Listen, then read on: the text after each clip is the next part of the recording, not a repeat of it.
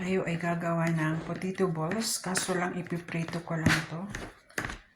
Durug-durugin lang natin siya. Meron tayo ng parsley.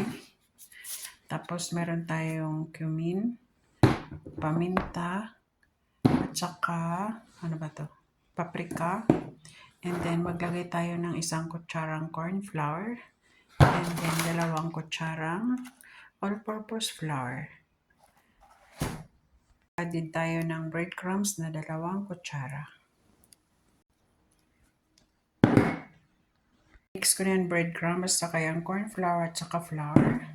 And then i-mix lang natin siya.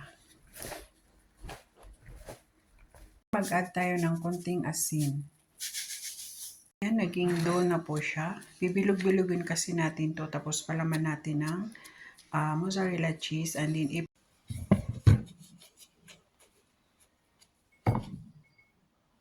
yan, palaman natin siya ng mozzarella cheese. I-close lang natin siya. So yan na po, ipiprito na lang natin siya maya-maya lang.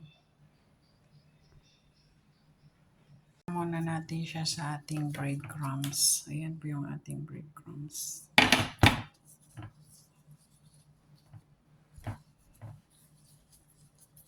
Hindi ako naglagay ng itlog kasi ayaw nila ng itlog.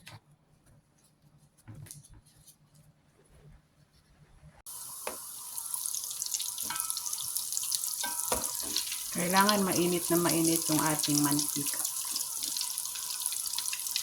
Ganyan lang siya kaluto, okay na siya.